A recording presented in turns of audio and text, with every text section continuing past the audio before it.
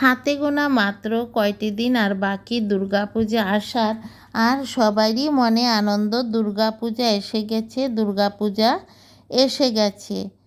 আর এই দুর্গাপূজাতে কিন্তু সবাই কিন্তু মেতে উঠেন।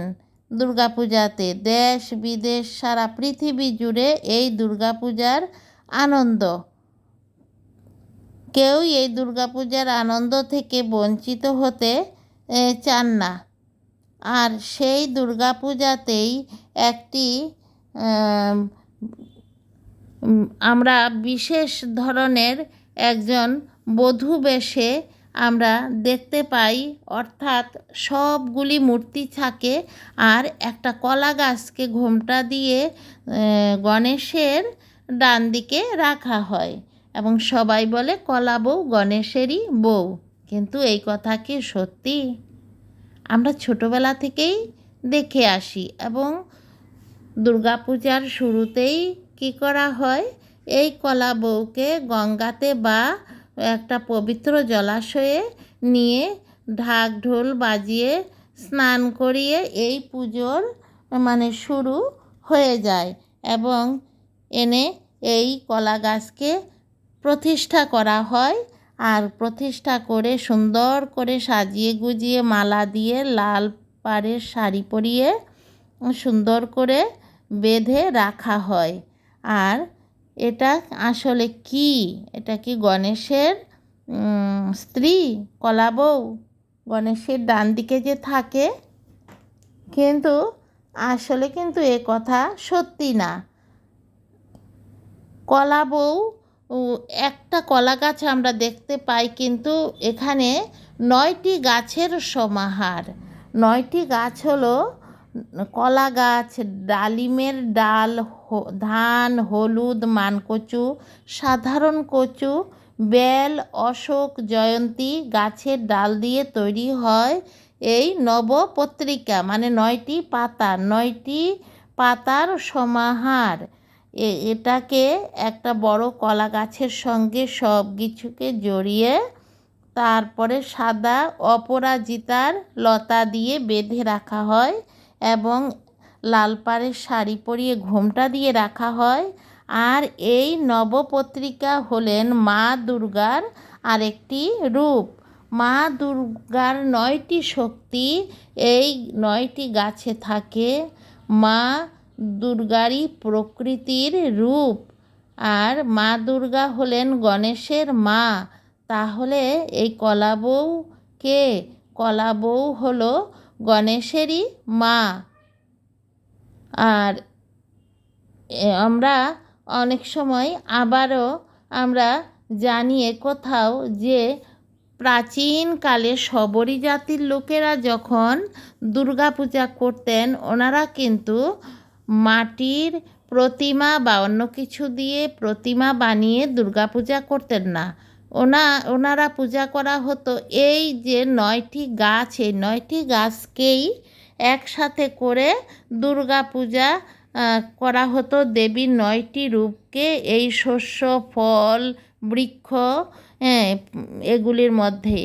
কিন্তু এখন ধীরে ধীরে সেই প্রচলন তো রয়ে গেছে, আর সেই প্রাচীনকালের প্রচলনটাকেও এখনকার দিনে যে মূর্তি পূজা করা হয় সেই মূর্তির সঙ্গে জড়িয়ে রাখার একটা দৃষ্টান্ত আমরা দেখতে পাই, সেই প্রাচীনকে ধরে রাখার।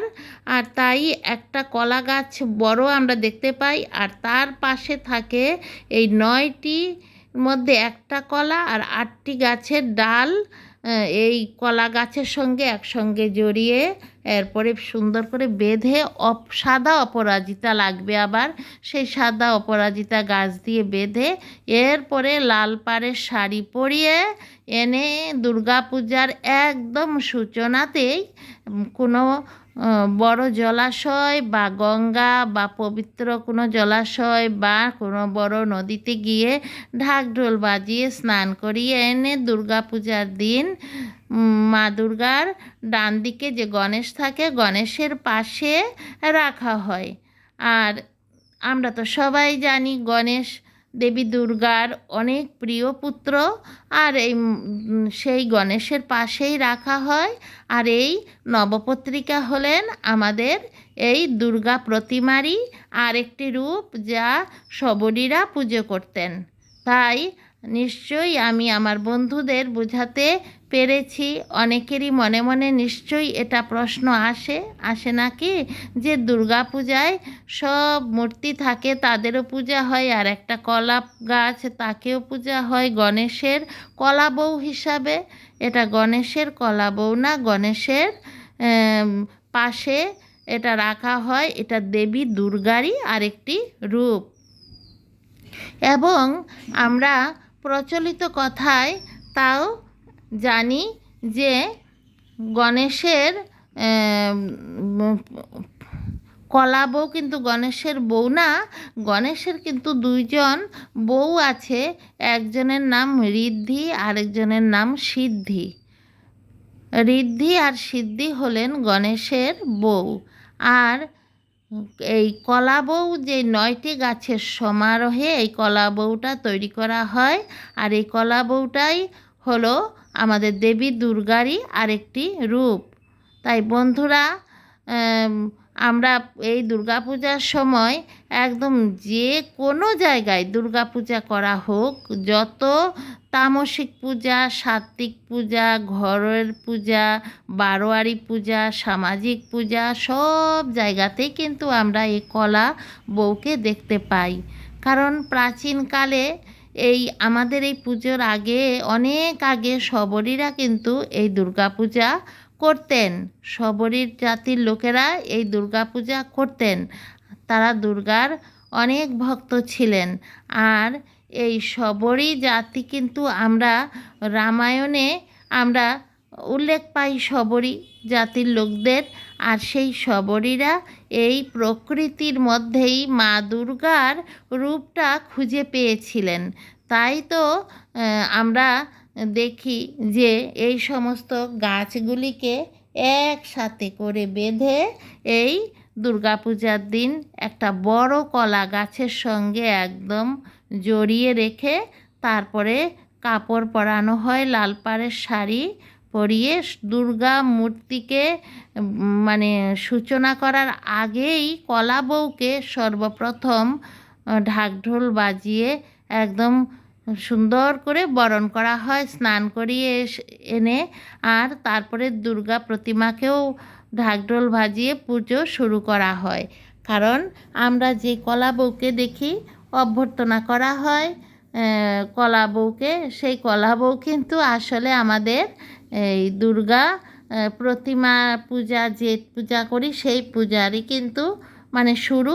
এই কলা গাছকে এই পুজো করে, বা কলা গাছের মধ্যে যে আরও 8টি, এই 8টি গাছ নবপত্রিকা, এই নবপত্রিকার মধ্যেই মহা ধুমধামে দুর্গা প্রতিমাকেই বরণ করা হয়। তাহলে বন্ধুরা, কেমন লেগেছে আজকে আমার এই ভিডিওটি? অনেকেরই নিশ্চয়ই অজানা। আর সেই অজানা কথাটাই আমি আজ আপনাদের বললাম। ছোটোবেলা থেকে আমরা সবাই মনে কিন্তু একটা কলা গাছকে শাড়ি পরানো দেখলে ছোট্ট বাচ্চা থেকে আমাদের মনে একটা সব সময় জানার আগ্রহ থাকে।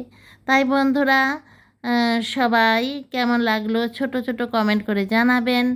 আর আমার চ্যানেলটি সবাই সাবস্ক্রাইব করে বেল আইকনটি প্রেস করে একটা লাইক দেবেন বন্ধুরা। আর যদি কোনো নতুন বন্ধু আজকের ভিডিওটি দেখে থাকেন, অবশ্যই আমার চ্যানেলটি সাবস্ক্রাইব করে রাখবেন। আর যে সমস্ত বন্ধুরা প্রতিদিন আমার ভিডিও দেখেন, সবাইকে অসংখ্য অসংখ্য ভালোবাসা। আজকের ভিডিওটি কে কোথা থেকে দেখছেন জানি না, কিন্তু যে যেখান থেকেই দেখেন, কাছ থেকে দূর থেকে, দেশ থেকে বিদেশ থেকে, সকল বন্ধুদের জানাই অনেক অনেক ভালোবাসা। এসে গেছে আমাদের দুর্গাপুজো, জাতীয় উৎসব, এবং সারা পৃথিবী জুড়ে এই দুর্গাপূজা বাঙালিদের একটি শ্রেষ্ঠ পূজা। এবং সবাই পুজো যদি নাও করে, সবাই ঘোরাঘুরি, খাওয়া দাওয়া, কাপড় চোপড় কেনা, আনন্দ ফুর্তি করা, একদম বাচ্চা থেকে শিশু থেকে বুড়ো পর্যন্ত সবাই মেতে ওঠেন।